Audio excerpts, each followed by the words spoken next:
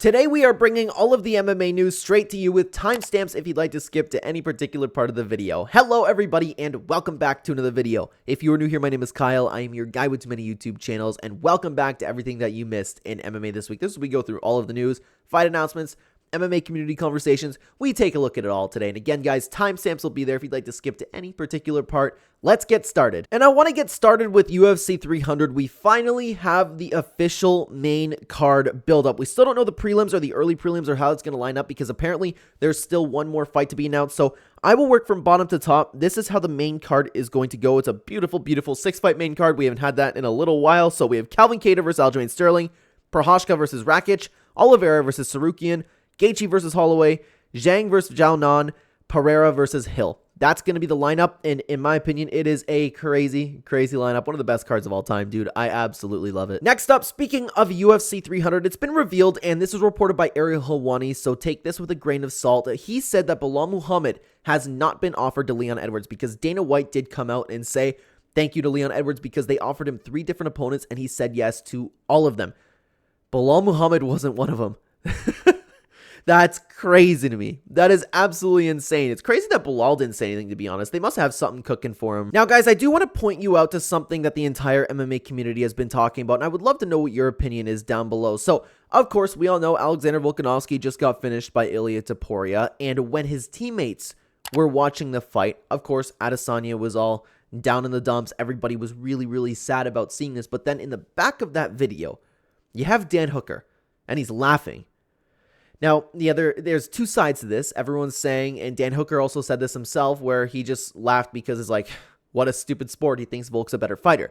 But the other side of the MMA community, and kind of where I'm at, but I'm not saying this is like, of course, I don't know Dan Hooker's true feelings. It's just if I had to assume, this is what I believe. And there's a lot of people online saying that because Dan Hooker has not nearly had the career that people like Volk and Adesanya have had, and even more people around him, Dan Hooker's kind of become a journeyman who's losing a lot of his fights.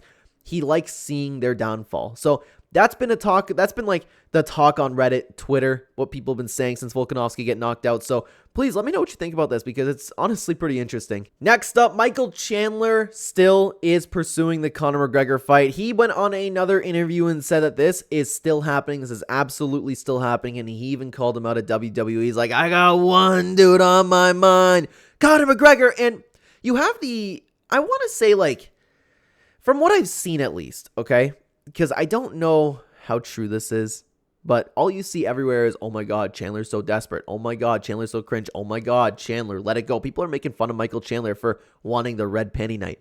Like, don't act like every single one of you wouldn't sit out and wait for a Conor McGregor fight if you were in his position. Every single person ever would. And everyone's like saying, oh my God, Michael Chandler, it's so embarrassing for him. Like, it sucks. I mostly just feel bad for the guy.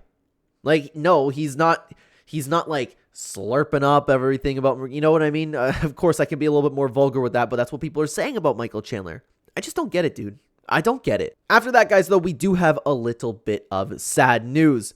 Khamzat Chimaev versus Israel Adesanya has been rumored to be a matchup in Saudi Arabia. Dana White has come out and said that that is not true. Now, Dana White has lied about this type of stuff in the past, so it's to be taken with a grain of salt, but at the end of the day, it's most likely not taking place. Next up, really quick piece of news. Alex Pereira signed an 8-fight new deal with the UFC. 8 fights. This dude's been active. Do you think he'll finish the 8-fight deal? I don't know. I guess it depends how his career goes. Regardless, incredibly exciting. Now, guys, before we get into the fight announcements, I want to bring you to some potential fights. These are fights that are not being worked on. These are just fights that the fighters want.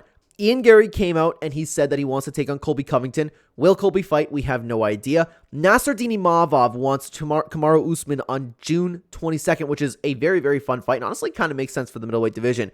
And in one championship, Superlek wants Jonathan Haggerty. Jonathan Haggerty is down to do that rematch. And he is down to fight. And I can't remember off the top of my head. I'm having a little bit of a blank here if he already fought Rod Tang or Superlek. I think it was Rod Tang.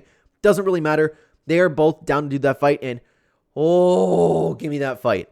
Give me that fight, man. I would love to see that. But for the official fight announcements that already came, guys. So this week we have Nate the Train Landwehr taking on Pat Sabatini on March 30th. I was kind of hoping that Nate the Train would be on UFC 300 after I watched the MMA Guru suggest it. I was like, oh my god, that's actually fantastic. I would love to see that. He would really hype up the crowd. But regardless, always happy to see Nate the Train. We also have Jared Gooden versus Kevin Jousset on May 11th. And another interesting one championship bout. Martina Kirinshina, and I apologize, I'm probably pronouncing that wrong. She's a girl that just recently beat Wonder Girl, and not just beat her down. It was crazy. And taking on Ekaterina Vandariva at One Fight Night 20. And Vandariva is a fighter who actually has a win over Joanna Jędrzejczyk back in the day. So that is a very interesting matchup in two great prospects, especially that along with Nate the Train. Jared Gooden versus Kevin Jousset's okay too. Great fight announcements this week, guys. But speaking of fight announcements, guys, I made a tier list video ranking all UFC fighters based on how they will be remembered. Check out the video. I think it's pretty great. I will see you there or in the next one, guys. Take care.